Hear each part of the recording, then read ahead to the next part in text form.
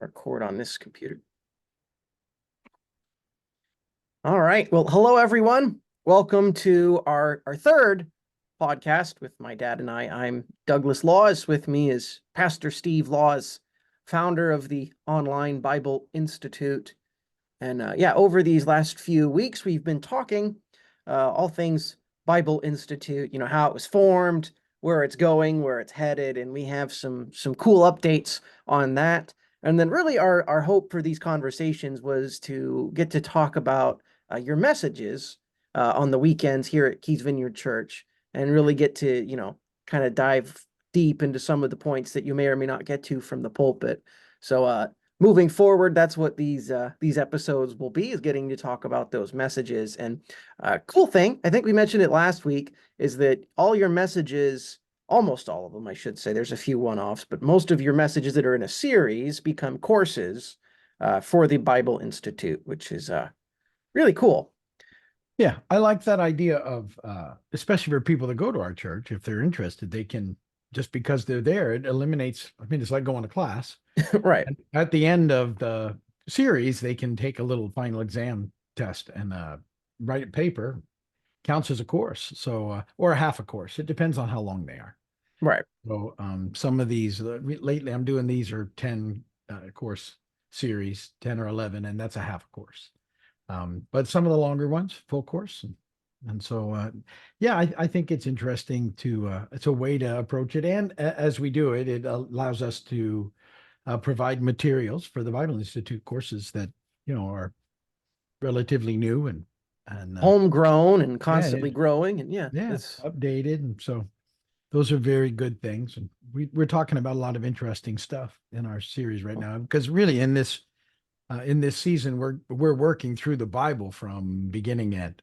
And we decided to break that into 8 chunks. So it's 8 different series, all about, most of them will be 10 to 12 week series. So a couple of years worth of working through the Bible, but I think it just sets a great foundation. And people that are listening, I think it's very eye-opening to make some connections. It's one of those things. And I guess everybody gets it when they're ready for it. I wish I'd have known this, 40 years ago. Some of the stuff that I've learned now that I'm sharing that is just very helpful in the understanding of the whole thing and how that really ties it all together. Yeah, no, it's been great. You started with Kingdom Revealed. Yep. That was 20 something weeks ago now. Yeah. And then Kingdom Rebellion was after that.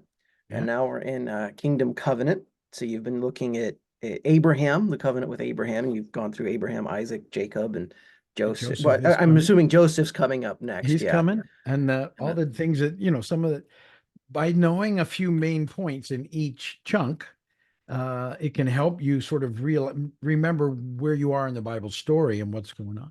So, the first 10 weeks was just on Genesis 1 and 2. Right. And we talked about creation and, there was a lot of cool things that we talked about. The heaven and earth idea, which is huge, and the connection there and the realms. And we set up the Elohim coming into the picture and, what that looks like. And then in Kingdom Rebellion, it was the fall and the fallout of the fall and all the different ideas that were happening there as we see the world, messed up and how it just keeps getting worse. And so we spent time doing that, and that the Elohim are behind it. And, that the main things in that chunk, Genesis 3 through 11, are the fall, the flood, and the Tower of Babel, and getting the little Elohim into the picture. And now in this series, it's the covenant that we're talking about with Abraham, and the main things are Abraham, Isaac, Jacob, and Joseph. But there's so many other things that we've been talking about that matter and are developed here. So we'll be 30 weeks in just Genesis. So it's amazing. You've made all these connections that if you don't know how to look for them, you don't just make on your own. Because when we read the Bible, I don't know, maybe I'm the only one who does this, but if I read something, I'll tend to take it just at face value. Even as an adult. It's like, well, what does that mean? And then, you kind of just put it off to the side.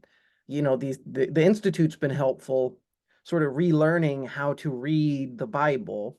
And then, in your series, you've made all these really cool connections. You made connections with Abraham to Jesus, and even Isaac to Jesus. And, the last few weeks has been Jacob to Jesus. And, we'll see more in these coming weeks, I'm sure. But, it's been really cool. It's a great learning opportunity. Yeah, Genesis 1 and 2, you did, was it a 12-week series, the first one or something? It 10 was or 11, it was, yeah, 10, I think, yeah. and I've been doing the Bible Project Heaven and Earth course, and a lot of it is very, similar material. And I'm on session 30 and I'm like halfway done Yeah. with the first two chapters of the book.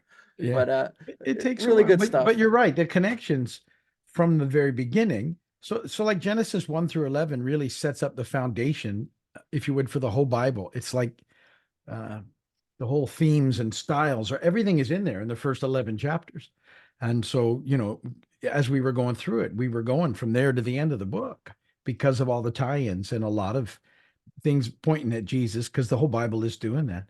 I'm studying now for the Joseph story, and the Joseph connections to Jesus are they're off the charts when you start to see them. I mean, like, we'll talk about it more in the future, because I'm just sort of moving in that direction now. We're still dealing with Jacob, but Joseph. So Joseph, he's rejected by his brothers. That's just like Jesus. He's thrown into a pit and abandoned. It's very similar to Jesus after being rejected, being stuck in a grave and abandoned there. And then, Joseph doesn't die in the pit, even though they left him dead, but he doesn't die there. And through his life, he's really the sort of savior, if you would, of that whole family and the nation of Israel, and ultimately the dreams of everything. Well, Jesus he gets out of the pit too. Now he dies, but he overcomes it. Right. And he's the savior of the world. But it's all pointing at what Jesus is going to do. And it's fascinating when you start going, oh, well, that sounds just like that sounds like Jesus. And Yeah. that happens throughout the Bible. It's like, oh, well, that's setting this up. So yeah, I love those stories. Yeah, looking forward to that. So that'll be in a few weeks. Well, let's talk about your message upcoming this week. I actually think I have your notes here. I can open them up too. That's where we put it. Notes Well, for this parts. week is all about Jacob wrestling with God.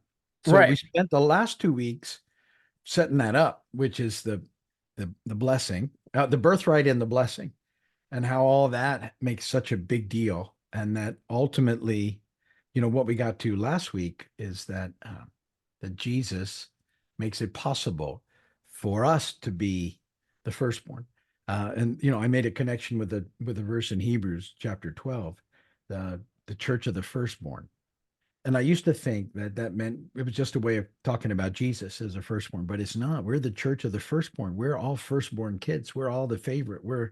And when you start settling in that and realizing what that means, well, it's just so impactful that, that the value, I think, that allows us to realize we have, and then to attribute to others as well, makes a huge difference.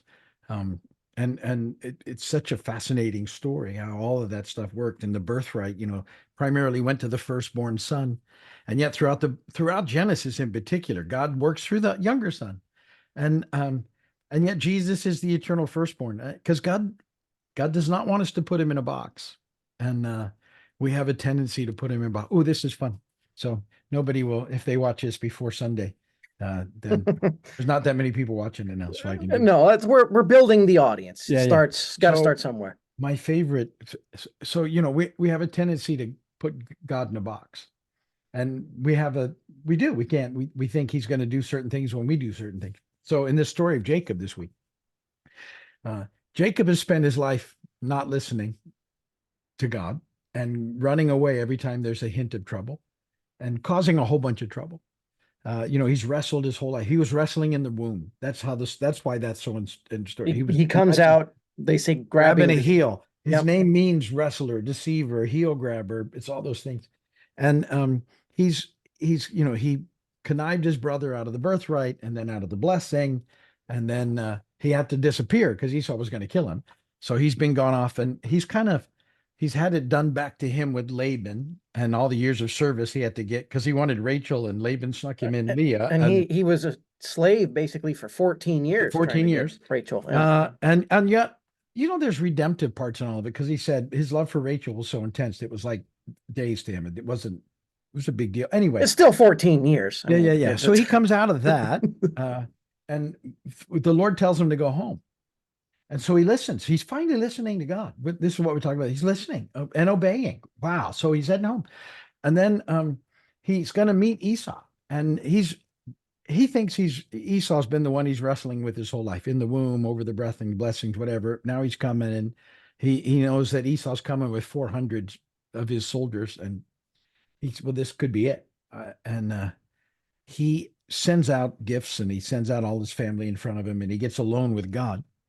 And he's preparing that he's going to meet Esau the following morning, and that's going to be the big wrestle. But he's going to meet with God that night. God's going to show up. And so he's for the first time in his life, he's listening, he's obeying, he prays this incredible prayer. We'll go over, asking God for help and try to say, I want to do what you want to do. He doesn't run away for the first time. He's going to, because God's told him to stay. And so the scenario is, so here you got someone who's listening, obeying God, and who's praying. And what do you expect God's response to be? And that's the question. And the response that happens in the Bible is fascinating, is that God comes into the story, knocks him to the ground, puts him in a headlock, and maims him for life. There's a phrase that I want to use that, it just opens up a can of something on them. Yeah. Right? And there you go. And the reason that's so important is God doesn't want you to put him in a box. And then ultimately, here's the deeper part of this, is that God is faithful to wrestle us into a transformed life, because we don't do it any other way. We just don't. And and yet God is faithful, and he's going to put us and move us through situations, and he uses situations, difficult situations. But he uses them for our good. And there's something that we'll talk about in the weeks ahead when we get to Joseph's life, because with Joseph, you could actually read the passages of Joseph, the chapters of Joseph, and the subtitle could be, why are all these bad things happening to me? Because other than when Joseph was a teenager, where he was a little off track, he lives rightly, makes really good choices, and yet bad things keep happening. And all those things that happen, God ultimately uses for good, and uses all those things. Everything mattered in order to save the seed and the people and the nation, and how it was going to happen. And there's something about in our own lives, if we can get to the spot where we really believe that God causes all things to work together for good, if we really believe that, then we don't despair when things are difficult. We just go, God can use this. I don't get it. I don't like it, but I don't have to come unglued. And Right. All those things are so powerful. And it's so a big part of the early part of the story in the Bible. The Bible, I've been saying this, I keep saying this at church.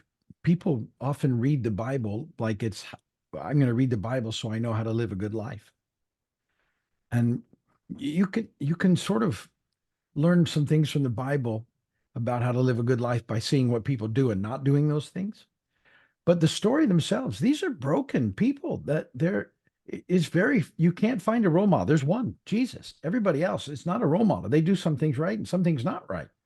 And it's true to people, but the Bible ultimately shows us how big God is, and how he brings grace into the lives of broken people, and what that means ultimately. And that's how you have to read the Bible. Look what he did with all of these guys: Abraham, Isaac, Jacob, even Joseph, how he just keeps using broken people.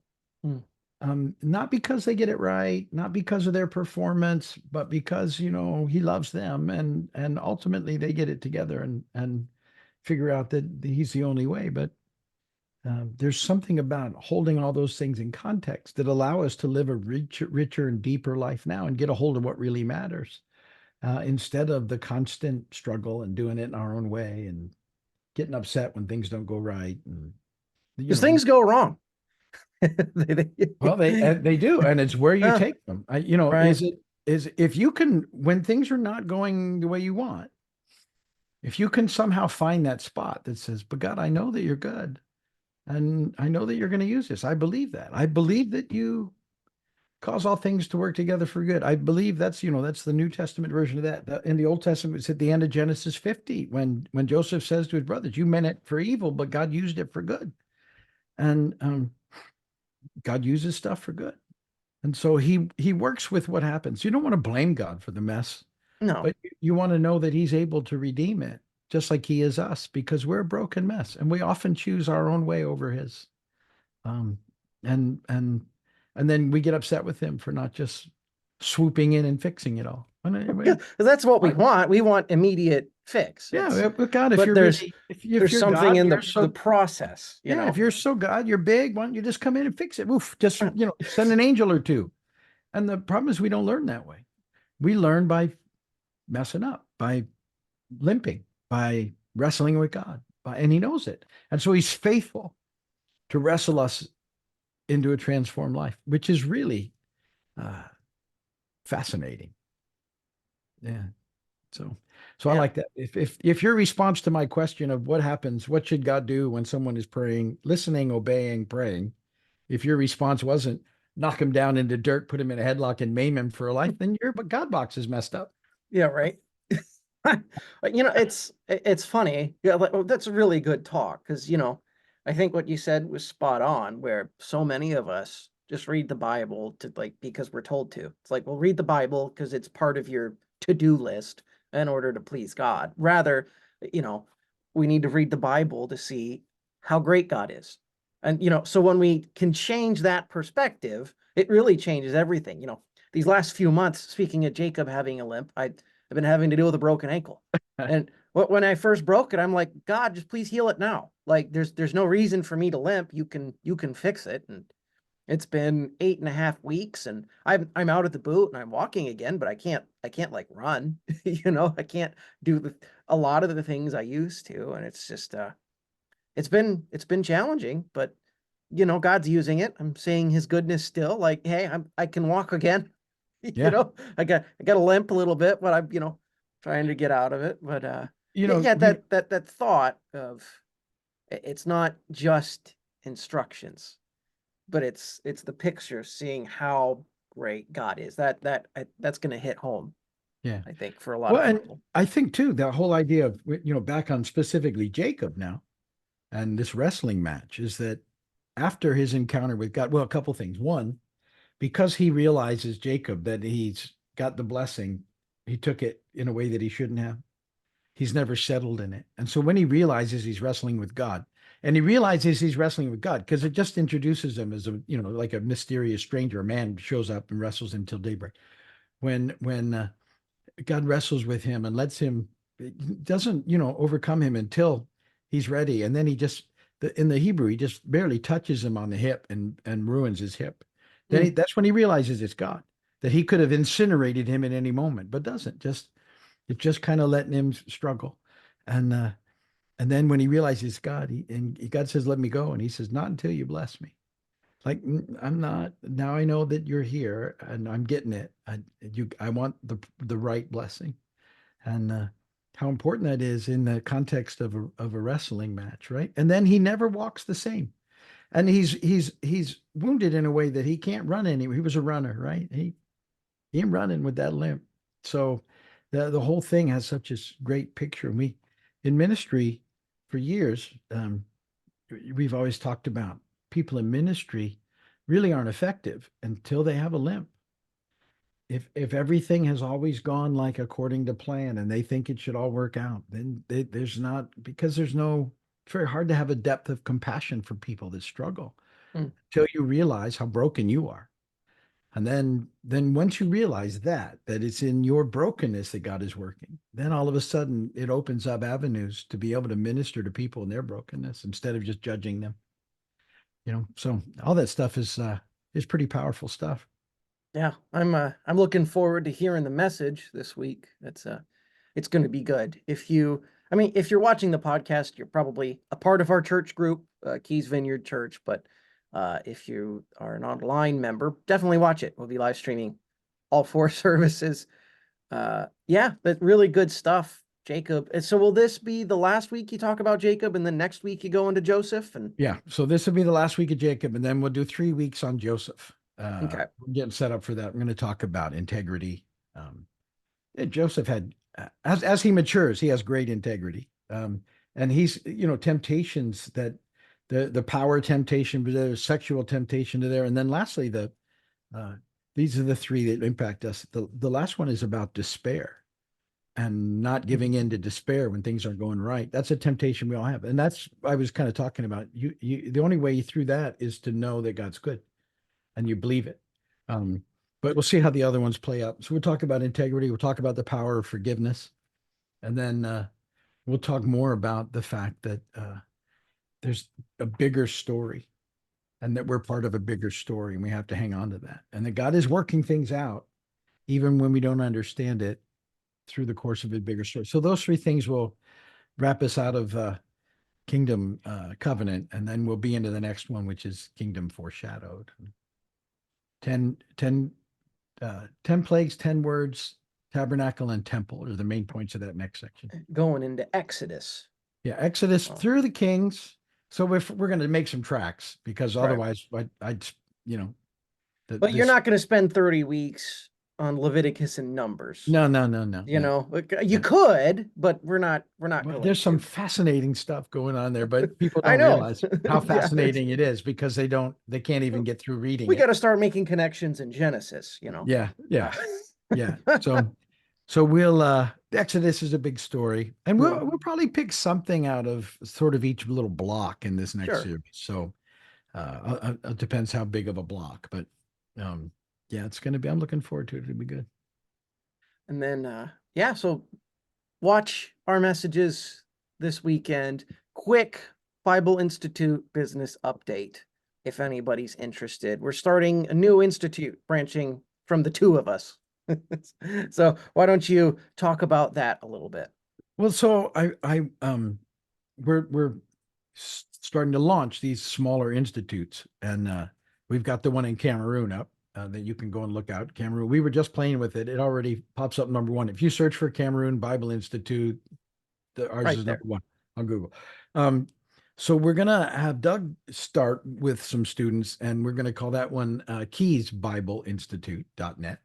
And we'll find some students probably in the States mostly to work through that and let him get a feel for all those things. But also it gives us another opportunity to see how these smaller ones run. Like I said, I still hope to have 4, 5, 6 by the end of this year. Yeah. And then we'll start to grow on there. I haven't really been pushing it because I want to get a couple going and make sure I can, what are the problems going to be?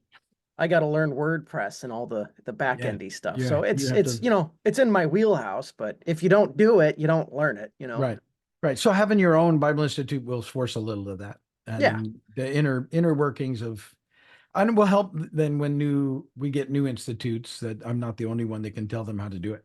Right. So there'll be hopefully, I'd love to have a half a dozen going so that they can have a variety of help.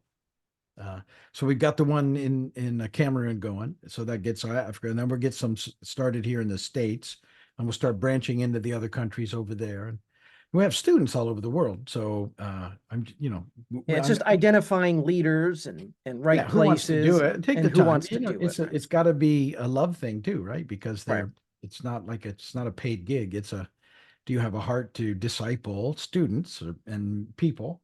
In a way that, is controllable, right? Because it's all online. So, and yet makes a big impact. Yeah. You've made tremendous impact with the global discipleship program that we are at the Online Bible Institute. It's been a great talk. Really looking forward to the message this weekend. It's going to be great.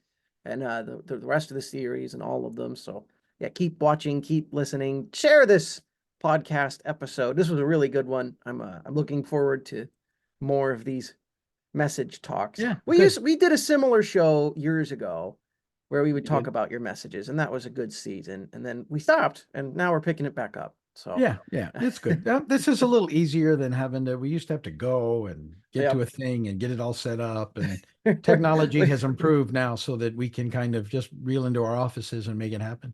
you work from your home office, which is I cool. do. I I do, do except have a for, little office here at church that I'm yeah, using now. Most of the time I'm at home though, but yeah, now that I can walk again, I'm back in the office. there you go. You know So, what? But during COVID, I started working from the house, and I mean, I have to show up on the weekends at church sure. for events in the evening and stuff. But for the most part, I'm more focused here. I have all my stuff. Yeah. And you have a lovely cat that keeps you Yeah, company. I inherited. Yeah, she's sleeping now, fortunately. You can see her. She's Oh yeah. I, She's right in the I- windowsill. Yep. that's her sleeping in Yep. the window. That's Gibson, my old cat that Yeah. I didn't get to keep when I got married. Yeah. She's 17 now. She's a good kitty, just, makes a mess. Yeah. That's okay. All right. Well, that's enough talking about cats. Yeah, Thank there you, you go. everybody. We will see you next time. Like, subscribe, All right. all that good stuff. Yeah, bye. Do a course. I need to see.